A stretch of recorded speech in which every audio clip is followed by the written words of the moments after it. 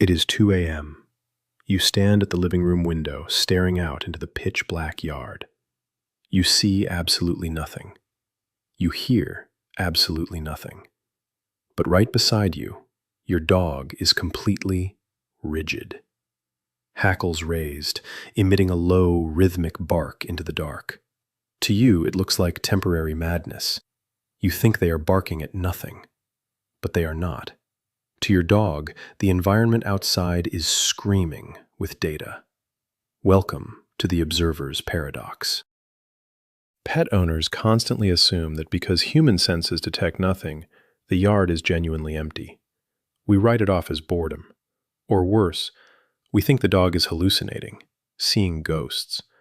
But behavioral neuroscience tells a completely different story. Your sensory architecture is severely handicapped in low-light conditions. What you perceive as a dark, silent void is, to a dog, a dense, highly localized map of intense acoustic and olfactory data. Then there is the malicious myth. Rooted in debunked 1990s alpha dog training theories, people assume night barking is a Machiavellian attempt to assert dominance. They think the dog is trying to demand attention or spitefully disrupt your sleep. This is categorically false. Night barking is an autonomic, amygdala-driven defensive reflex. It is not a calculated cognitive strategy. It is a biological imperative governed by the sympathetic nervous system. They aren't trying to control you. They are trying to save you. To understand this, we must look at the mechanics of canine arousal. Let's start with vision. According to a foundational physiological study by Dr. Christopher Murphy, published in the Journal of the American Veterinary Medical Association, canine nocturnal vision is a masterclass in biological engineering. They possess a high density of rod photoreceptors and the tapetum lucidum, a retroreflector layer behind the retina. This tissue reflects 130 times more light than the human eye. Auditorily, it gets even wilder.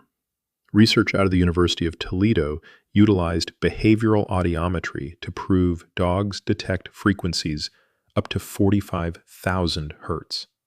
Humans max out at a mere 20,000. When night falls, ambient anthropogenic noise, like traffic and human activity, drops significantly. This lack of masking noise allows microacoustic signatures to breach the canine auditory threshold. They can hear a fox stepping on leaves 50 yards away. They hear nocturnal insect mating calls. They hear underground rodent movement. And then there is the scent. Nocturnal temperature drops cause cool air to settle. This traps scent plumes close to the ground. It creates hyper-concentrated olfactory corridors. Your dog's macrosmatic brain maps these invisible corridors with pinpoint accuracy. They can independently articulate their pinny, their ear flaps, to locate the exact origin of a microscopic sound in milliseconds, all while simultaneously inhaling a highly detailed, three-dimensional topographic chemical map of the night. But what happens in the brain? In a groundbreaking 2014 study from Eötvös Loránd University in Hungary, Dr. Attila Andich and his team used non-invasive fMRI on awake, unrestrained dogs. They discovered that a staggering 48% of the dog's auditory cortical regions respond fiercely to environmental sounds. Humans only use 3% for non-vocal environmental sounds. When a dog hears a rustle at night, nearly half their auditory brain lights up.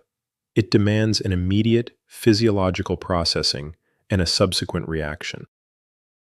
This brings us to their sleep cycle. Humans experience consolidated monophasic sleep. We sleep in one long block. Dogs do not.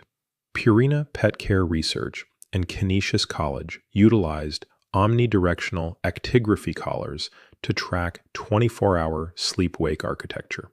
They found that dogs exhibit highly fragmented polyphasic sleep.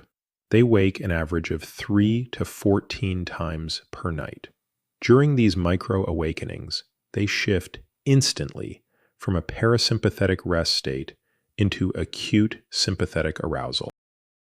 Melatonin levels fluctuate wildly. Localized spikes in cortisol and norepinephrine occur the exact moment an anomalous acoustic stimulus is registered. This triggers the vocalization reflex before the prefrontal cortex can even inhibit it. And that bark? It is highly structured data. A 2005 acoustic analysis of 4,000 barks proved that alarm barks directed at unseen nocturnal threats feature a significantly lower peak frequency and incredibly rapid intervals. It is neurochemically designed to broadcast threat data across massive distances. This behavior is not a flaw. It is an evolutionary masterpiece. It was deliberately engineered through thousands of years of human-canine coevolution. Consider this. Wolves rarely bark. They howl for long-distance pack cohesion. Barking is a neotenic juvenile trait retained specifically in adult domestic dogs. Why? Because early humans needed them to. It was a matter of life and death. Research led by Dr. Catherine Lord outlines the sentinel or camp dog hypothesis. Early proto-dogs evolved around human waste dumps and camps. To survive, they developed hypersensitive mobbing behavior. These are repetitive, sharp vocalizations designed to alert the pack to nocturnal predators, lions, hyenas, rival human tribes. Early humans outsourced their nocturnal vigilance entirely to dogs. It was a symbiotic survival loop that changed the trajectory of both our species. We see the proof of this bond buried in the soil. The Bonn-Oberkassel dog burial site in Germany dates back 14,220 years. Archaeologists found the careful burial of a severely ill puppy alongside human remains, demonstrating intense socio-emotional integration. By the time of the Bonn-Oberkassel dog, humans had already been relying on canine nocturnal sentinels for millennia. We hardwired this vigilance into human survival strategies.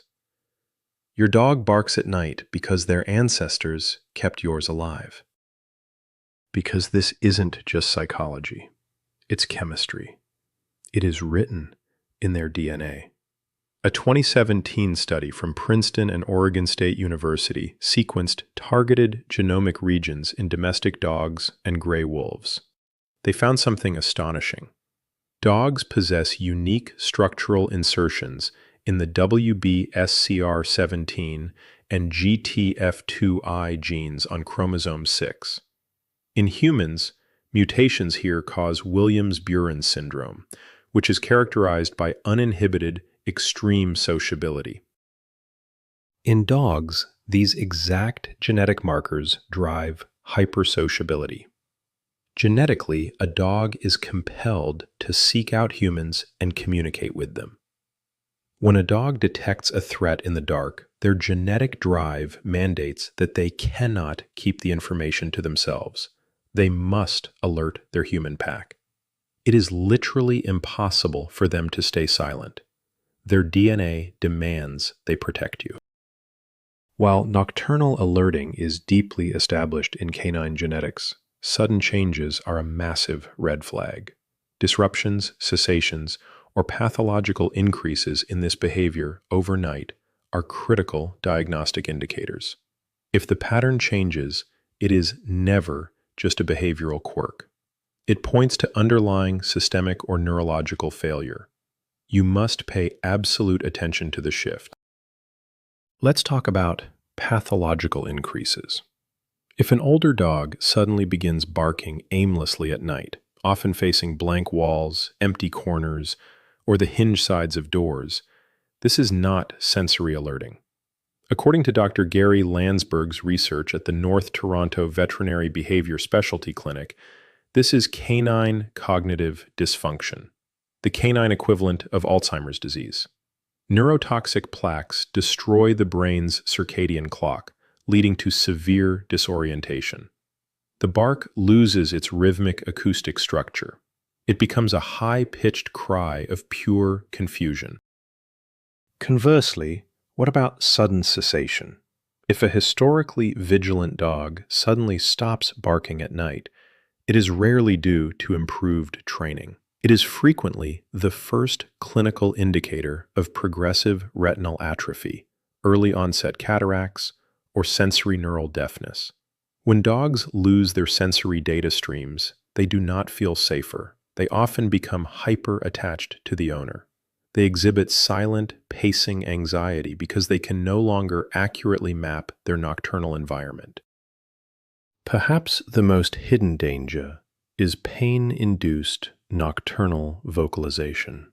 A 2015 clinical evaluation in the veterinary record studied dogs with osteoarthritis. Dogs with hidden musculoskeletal pain in the spine or hips experience severe sleep fragmentation. Because they cannot physically settle into a comfortable sleep posture, they remain in a prolonged state of low-grade sympathetic arousal. They cannot reach deep, restorative rest. This chronic hypervigilance radically lowers their threshold for reactivity. A dog barking incessantly at night may not be alerting to a raccoon. They may be vocalizing the physiological stress of chronic inflammation. The bark is a side effect of inescapable physical discomfort. Never ignore a sudden onset of night barking in an adult dog. They aren't misbehaving. They are begging for a veterinary intervention. So, let us return to the window at 2 a.m. You see nothing, but your dog stands rigid, sounding the alarm. Do not yell. Do not assume spite. Realize the immense biological complexity happening in real time. Their tapetum lucidum is capturing photons you cannot see. Their auditory cortex is decoding microfrequencies you cannot hear. Their DNA is forcing them to share this critical data with you.